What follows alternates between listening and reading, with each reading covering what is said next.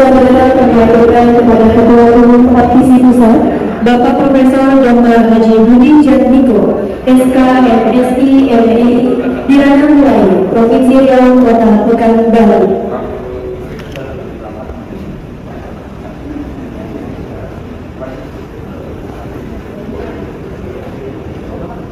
Selamat datang kami aturkan kepada Ketua LADP Wilayah 10 Riau, Bapak Profesor Dr. Hedi MBA. Selamat datang di Ranang Melayu.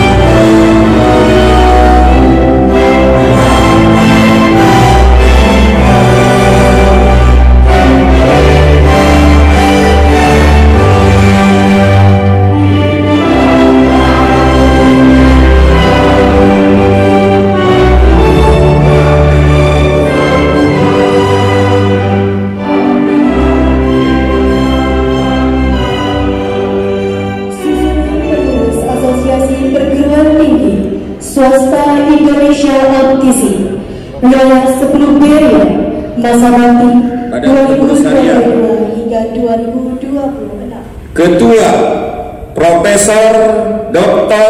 Haji Saprinadi, Wakil Ketua Bidang Program Kerja dan Pengembangan Kelembagaan Dr. Junaidi M. Hum, Wakil Ketua Bidang Akreditasi Penjaminan Mutu dan Dosen Dr. Haji Sab Henry MSI, Wakil Ketua Bidang Organisasi dan Hubungan Internal Maidi John Dahlam SH MH, Wakil Ketua Bidang Sumber Daya dan Kewirausahaan MS, Wakil Ketua Bidang Ristek dan Pengabdian Masyarakat Dr. Hendrianto SPD MPD, Wakil Ketua Bidang Jurnal dan Publikasi Ilmiah Dr. Erwin M. Kong, Wakil Ketua Bidang Monitoring dan Evaluasi Nes Abdurrahman Hamid MKep, Wakil Ketua Bidang Hukum dan Advokasi Dr. M. Musa SH MH, Wakil Ketua Bidang Sistem Informasi Teknologi dan Inovasi Dr. Haji Nob Priyadi SKM MKes, Wakil Ketua Bidang Humas Publikasi dan Dokumentasi Dr. Haji Sapriyadi SH MH, Wakil Ketua Bidang Kemahasiswaan dan Kearifan Lokal Hendriani SE MM, Wakil Ketua Bidang Dana dan Usaha Dr. Haji Jainal SH MM. Wakil Ketua Bidang Hubungan Dunia Usaha, Industri, dan Dunia Kerja, Dr. Desi Maryanti SE MSI. Wakil Ketua Bidang Uji Kompetensi dan Sertifikasi, Dr. Al-Adi Rahmat SEMM. Wakil Ketua Bidang Kajian dan Permasalahan Pendidikan Agama, Dr. Haji Saidul Amin MA. Wakil Ketua Bidang Kajian dan Permasalahan Pendidikan Kesehatan, Dr. Nes Ripayanti M. Biomed. Sekretaris, Dr. Insinyur Indra Hasan MT. Wakil Sekretaris, Masril SENM. Wakil Sekretaris, Agus Lim SKM MSI. Bendahara, Dr. Irfan Adriansyah SHMH. Wakil Bendahara, Mar Dayudis SENSI. Wakil Bendahara, LP dan sumpah jabatan oleh Profesor Dr. Haji Budi Jatmiko, SK MSI MA, selaku Ketua Umum APTISI Pusat. Hadirin dimohon bantu. Masa bakti 2022-2026 dengan memanjatkan puji serta syukur kehadirat Allah Subhanahu wa Ta'ala, Tuhan Yang Maha Esa, pada hari ini Sabtu tanggal 19 bulan Maret tahun 2022, saya Muhammad Budi Jatmiko, Ketua Umum APTISI, dengan resmi melantik saudara-saudara berdasarkan surat keputusan APTISI Pusat nomor 14/SK/BP APTISI /3/ tahun 2022. Tanggal 11 Maret 2022 sebagai pengurus APTISI wilayah 10B Rio berarti 2022-2026. Saya percaya bahwa saudara-saudara akan melaksanakan tugas dengan baik dan sebaik-baiknya sesuai amanat organisasi yang tertuang dalam anggaran dasar dan anggaran rumah tangga APTISI. Semoga Allah Subhanahu wa Ta'ala, Tuhan Yang Maha Esa, selalu memberikan rahmat kepada kita semua. Amin. Pekanbaru 19 Maret 2022. Terima kasih. Sumpah jabatan.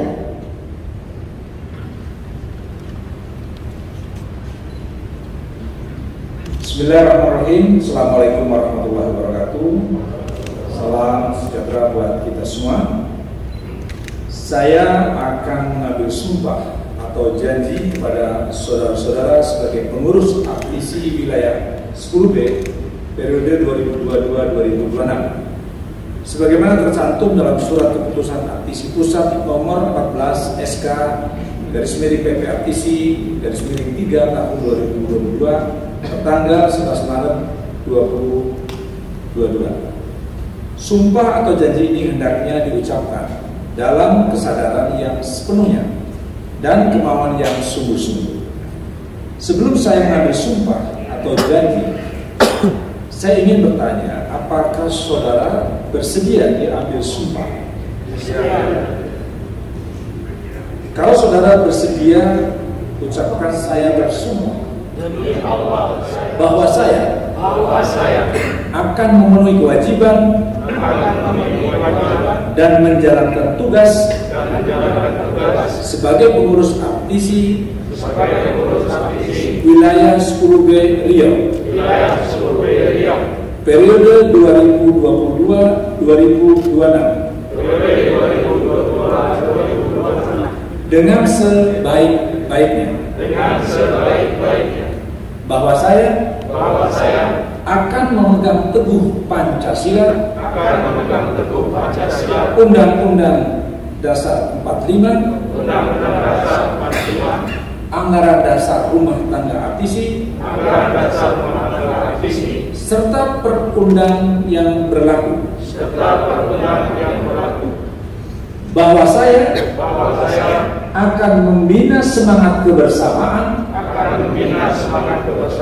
keakraban, kerukunan dalam lingkungan aktisi, dan menjalin kerjasama dengan pemerintah dan organisasi lainnya. Persilakan duduk kembali. Terima kasih kepada Bapak dan Ibu, kami persilakan untuk duduk kembali. Dan terima kasih kami aturkan kepada Bapak Profesor Dr. Haji Budi Jatmiko, SK, SI. Selamat malam, salam sehat sejahtera untuk kita semuanya. Alhamdulillahirabbil alamin. Puji syukur kehadiran Allah Subhanahu wa taala atas limpahan rahmat dan hidayahnya. Pada malam yang bahagia ini kita sehat walafiat dan dapat melaksanakan tugas kita, yaitu melantikan pengurus aktisi wilayah 10B Riau. Salam dan salam kita sampaikan pada Nabi besar Muhammad SAW. Pertama kita harus masuk ke hadirat Allah Subhanahu wa taala.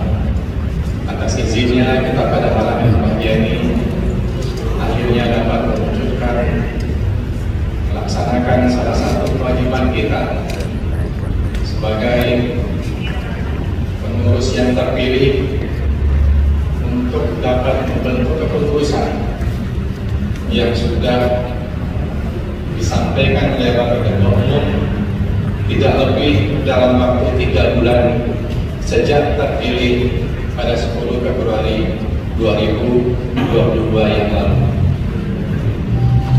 Lebih kurang 1 bulan tim formatur akhirnya dapat melaksanakan tugas dengan baik, dan akhirnya pada malam berbahagia ini menjelang Ramadan 1443 Hijriah di tanggal 16 Sya'ban 1443 Hijriah kita dapat melaksanakan pelantikan dan pengambilan sumpah dan janji seperti baru saja kita laksanakan. Bapak Gubernur, hadirin yang berbahagia. Pertama, kami mohon maaf yang sebesar-besarnya pada Bapak Ibu pengurus aktisi wilayah 10B Riau. Kalaulah boleh, seandainya kita menjadi ketua semua, tentu semua pimpinan beserta sumber daya manusia yang hebat-hebat yang ada di lebih kurang 76 PTS yang ada di Riau, kita jadikan semuanya ketua. Kita jadikan semuanya ketua dan kita akan berdiri di sini semuanya. Tapi mohon maaf sekali lagi, karena struktur organisasi yang seperti itu ditetapkan oleh aktisi pusat yang harus kita ikuti, dan ditambah dengan situasi pandemi yang masih terjadi, sehingga tidak memungkinkan bagi kita untuk berdiri semuanya seperti nama-nama yang sudah dibacakan tadi. Kami mohon maaf yang sebesar-besarnya guna mengikuti dan melaksanakan protokol kesehatan yang diberlakukan di negeri yang kita cintai. Bapak Gubernur, hadirin dan hadirat yang dimuliakan oleh Allah Subhanahu wa taala. Melalui kesempatan yang berbahagia ini, sebuah kehormatan dan penghargaan bagi kami atas pelantikan dengan amanah yang cukup berat untuk kita laksanakan secara bersama. Seperti di mana-mana diakui oleh dunia, sebuah organisasi yang hebat itu bukanlah ketua yang hebat, melainkan tim yang hebat, tim yang solid yang harus kita bentuk, yang harus kita create. Dan dengan tim yang solid dan hebat itulah kita dapat bergerak bersama-sama untuk mencapai tujuan kita bersama, yaitu meningkatkan mutu perguruan tinggi yang ada di wilayah Riau khususnya. Oleh karena itulah semangat kebersamaan Together Yes We Can, bersama kita bisa. Saya tidak bisa sendiri, dan kita tidak bisa hanya ketua dan wakil ketua sekali saja, tetapi harus didukung oleh segenap pengurus dan yang berada di luar kepengurusan pun juga. Itu pun tidak cukup untuk dapat memajukan organisasi APSI sesuai yang kita cita-citakan itu. Dukungan dari pemerintah daerah Riau, Pak Gubernur beserta jajaran, dukungan dari LLPT wilayah 10, dukungan dari pengurus pusat, ketua umum APSI, semua dukungan itu sangat dibutuhkan untuk menjalankan organisasi APSI secara maksimal. Begitu banyak persoalan yang kita hadapi akhir-akhir ini, terlebih lagi di masa pandemi COVID-19 sejak 2 tahun terakhir. Banyak sekali kebijakan-kebijakan pemerintah, khususnya di bidang pendidikan tinggi, begitu dinamis sekali, yang kadang-kadang diinterpretasikan kenapa begini, kenapa begitu, seolah-olah mempersulit kita dan menambah beban bagi kita semua sebagai perguruan tinggi swasta. Misalnya saja masalah akreditasi, yang baru-baru ini pemerintah sudah menetapkan lahirnya lembaga akreditasi mandiri LAM, baik itu LAM PTKes, LAM Memba, dan teknik pendidikan, dan masih banyak lagi yang betul-betul menghimpit perekonomian keuangan perguruan tinggi swasta. Ketika akreditasi dilaksanakan oleh Badan Akreditasi Nasional Perguruan Tinggi, semuanya free, no charge, gak ada yang dibiayai. Bahkan asesor yang turun visitasi pun tidak mau diberikan pelayanan pembayaran hotel, honor, dan segala macam. Tetapi dengan lahirnya LAM tersebut, untuk pertama kali saja harus dilakukan registrasi pendaftaran sebagai anggota misalnya, dikenai 5 juta rupiah per prodi. Dan nanti ketika akreditasi dilaksanakan berpuluh juta, bahkan sampai 101 juta rupiah harus dibayarkan oleh perguruan tinggi swasta.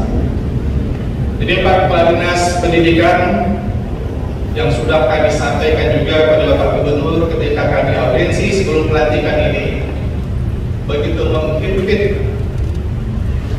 beban ekonomi, beban keuangan perguruan tinggi swasta. Sebelumnya free, sekarang semuanya harus berbayar. Assalamualaikum warahmatullahi wabarakatuh. Selamat kepada Pak Profesor Sofrindardi sebagai Ketua APSI wilayah 10B yang telah diambil janjinya dan telah menyatakan harapan-harapannya. Kami ucapkan selamat dilantik dan selamat menjalankan tugas. Mudah-mudahan dengan keikhlasan, dengan niat baik yang kita bina bersama, mudah-mudahan apa yang dicita-citakan itu tercapai. Dan kami juga ucapkan terima kasih kepada pimpinan APSI wilayah 10B, Pak Zainal serta kawan-kawan yang telah bekerja sama dengan kita semua dalam periode beliau dalam banyak hal, dan tentu itulah berkontribusi terhadap peningkatan kualitas pendidikan tinggi kita. Mudah-mudahan apa yang diberikan dan dikontribusikan itu menjadi amal baik bagi kita semua. Pak Gubernur yang kami hormati, kami menyampaikan sedikit data tentang PTS yang ada di Riau.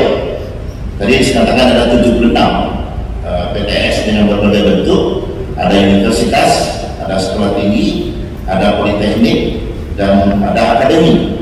Yang paling sedikit itu adalah politeknik. Sementara negara kita ini sedang ataupun pemerintah memberikan perhatian sangat besar kepada politeknik, sehingga ada namanya Direktur Pendidikan Vokasi. Nah, ini mungkin satu hal yang perlu juga kita perhatikan, dan pemerintah membuka kesempatan untuk membuka perguruan tinggi politeknik dan institut, sementara yang lain di moratorium. Ini menunjukkan bahwa pendidikan vokasi dan pendidikan S1 itu mendapat perhatian. Kemudian dari 76 perguruan tinggi tersebut ada 3.200 orang dosen. Dari 3.200 orang dosen itu 600 orangnya masih TP, tenaga pengajar, belum layak lagi menjadi dosen sebenarnya. Nah, barangkali satu hal bersama dengan harapan saya pada Aptisi, bagaimana kita partner, saya menempatkan LBT dengan Aptisi sebagai partner, orang yang berjalan berbarengan untuk mencapai satu tujuan bersama. Nah, dalam hal ini TP itu sebenarnya tidak bisa mengajar karena tidak memenuhi persyaratan, apakah itu akademis atau persyaratan administrasi. Nah, salah satu persoalan kenapa kawan-kawan ini TP, karena tidak mampu menghasilkan sebuah karya ilmiah sebagai persyaratan untuk menjadi itu, untuk bisa diangkat menjadi diberi jabatan fungsional. Jadi orang yang tidak ada jabatan fungsional dikatakan TP, dan untuk menjadi AA atau menjadi mendapatkan jabatan fungsional asisten ahli itu ada satu tulisannya di OJS. Nah, di Bapak Ibu, kalau 20% dosennya TP, nah saya pikir itu cukup tinggi. Nah, dalam hal ini bagaimana Aptisi bisa juga menghadapi ini, membantu kita bersama berkaitan dengan mendorong kawan-kawan melahirkan sebuah tulisan atau setidaknya memonitor hal ini dari untuk masing-masing anggotanya. Kami bisa memberikan data umum terhadap itu, maupun data untuk masing-masing perguruan tinggi. Nah, ini satu hal menurut saya semangat ini yang harus kita lakukan. Kenapa?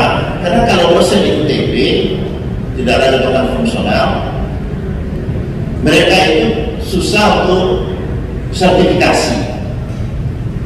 Bapak Ibu, dosen kalau sudah dapat sertifikasi, saya secara berkelakar katakan bahwa bisa dilihat dari wajahnya. Jadi sebelumnya agak mudah sedikit, kemudian jalannya agak ringan sedikit. Nah, sertifikasi. Jadi TP tidak bisa disertifikasi, dan mari kita dorong AA dan negara Aptisi juga menjalankan. Kemudian juga kita melihat dosen kita ini penelitiannya rendah. Dari 10.000 dosen di LLDT wilayah 10, hanya 700 yang mendapatkan hibah penelitian, kurang dari 10%. Sementara tugas kita itu sebenarnya adalah mengajar, meneliti, dan mengabdi. Nah, secara nasional atau secara di LLDT memang meningkat angkanya, tapi sedikit peningkatan itu. Ditenggarai penyebabnya satu lagi itu adalah karena dosen itu hanya 2 kali boleh mendapatkan grade dosen pemula, riset dosen pemula. Setelah itu mereka tidak boleh lagi. Nah, itu yang membuat turunnya jumlah riset kita. Nah, dalam konteks ini bagaimana juga Aptisi bisa mendorong teman-teman ini untuk melakukan penelitian. Salah satunya adalah meningkatkan kemampuan menulis proposal, termasuk juga memberikan dana penelitian yang bisa mendorong orang meneliti. Karena pertandingan ataupun memasukkan proposal ke Jakarta itu seperti pertandingan bola di liga utama. Jadi pertandingannya nasional. Nah, kalau kawan-kawan kita di sini di liga liga daerah ini belum punya pengalaman, tidak akan bisa beliau itu memenangkan pertandingan yang di atas. Nah, bisa hal ini juga menjadi perhatian kita bersama. Kemudian untuk sertifikasi, dosen kita itu yang disertifikasi dari 10.000 itu baru sekitar 4.000. Ada 6.000 orang lagi yang belum sertifikasi. Kenapa ini tidak sertifikasi? Salah satu masalahnya masalah bahasa Inggris, masalah TKDA, dan masalah bagaimana menuliskan itu. Nah, kami LLI melakukan berbagai upaya untuk itu, tapi kadang-kadang tidak seluruhnya tercakup hal itu. Nah, mungkin ini bisa kita diskusikan lebih lanjut dan kita bisa berbagi peran di sana. Karena dengan keterbatasan resources yang dimiliki oleh LLI, kita tidak bisa sekaligus dalam satu tahun itu untuk mengentaskan ini. Jadi ada tahapannya, tetapi tahapannya itu akan panjang jadinya karena kemampuan per tahun itu rendah. Nah, ini barangkali hal yang perlu kita bicarakan juga. Dan kemudian juga kenapa dosen tidak bisa naik pangkat? Karena kemampuan menulis dan juga untuk publikasi. Nah, bagaimana juga APC juga menggalang kerjasama antar perguruan tinggi yang ada di kita ini saja untuk melakukan seminar dan hal-hal lainnya yang bisa mendorong dosen kita untuk tampil ke depan.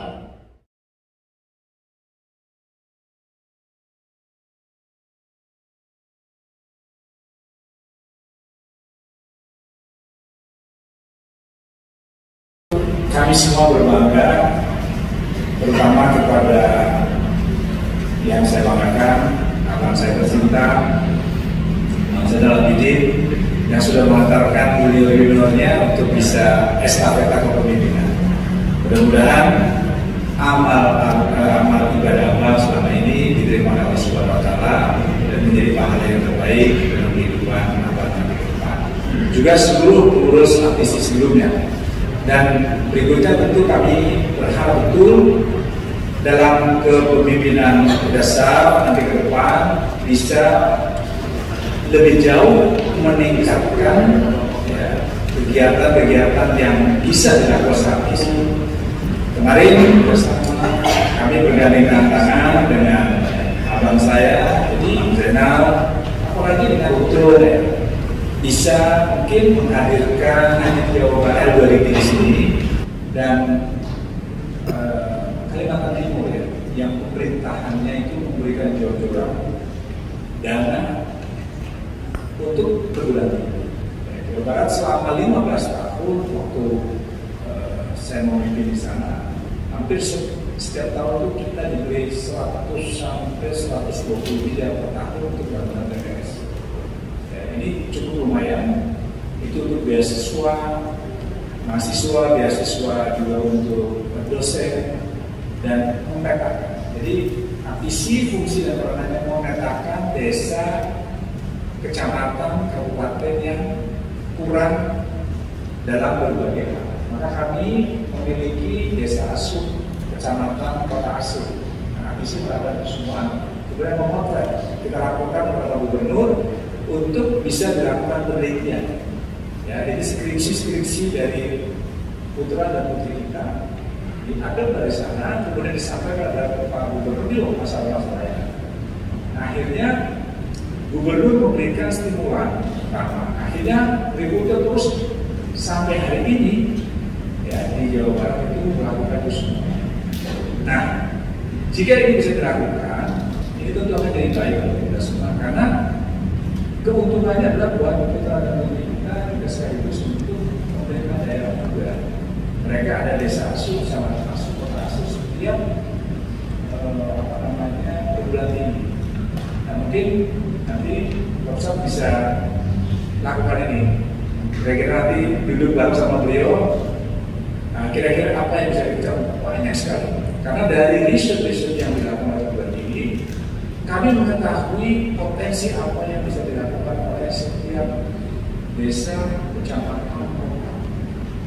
Dan kemarin di Medan, ya, saat pelantikan APC Medan, kami bicara hanya lebar dengan Pak Gubernur minta nomor HP saya, beliau sudah beberapa kali WA seperti halnya pada saat saya cerita ini kurang lebih 15 tahun yang lalu di Kalimantan Timur. Ya, pada saat saya pelantik, saya bilang kepada Pak Gubernur, akhirnya Pak Gubernur memberikan mengucapkan dana yang besar. Dan akhirnya sampai sekarang, yang namanya Kaltim Cemerlang, besar sekali. Kemarin saya melantik di sana, diteruskan oleh Gubernur berikutnya. Sangat membanggakan karena ternyata dari hasil Kaltim Cemerlang yang selama 15 tahun kemarin sudah tumbuh banyak para dosen-dosen yang sekolahkan dan pemuda-pemudi yang diberikan beasiswa dari kampus-kampus swasta kemudian ditindaklanjuti sampai ke luar negeri untuk beasiswa S2, S3 dan lain sebagainya. Saya kira nanti banyak yang bisa kita gali dari berbagai hal yang nanti kita bersama-sama. Tentu tadi banyak permasalahan juga di kementerian kita. Kita yuk bareng-bareng ambisi, salah satunya adalah Badan Akreditasi Nasional, juga LAM PT yang selama ini memang kita berharap ya LAM PT kita itu mestinya memberikan warna yang baik, ya, setidaknya tidak memberatkan. LAM PT kita khususnya ini sangat memberatkan sekali. Terakhir LAM lainnya, maka surat edaran saya masih berlaku. Ya, saya berharap tidak ada hubungan dengan LAM. Ya, jangan dihubungi dulu. Ya, karena saya masih negosiasi cuma kemarin itu masih dinegosiasi dengan Pak Dirjen, ya, saya dengan Pak Wakil Sekjen Pak Zarudin, beliau, karena kami masih menuntut meminta agar PTS bisa dibeli hibah. Jadi nanti akreditasi tetap free, hanya perguruan tinggi yang mampu yang besar. Karena memang kondisi pemerintah memang tidak ada uang, ini memang masalah akreditasi.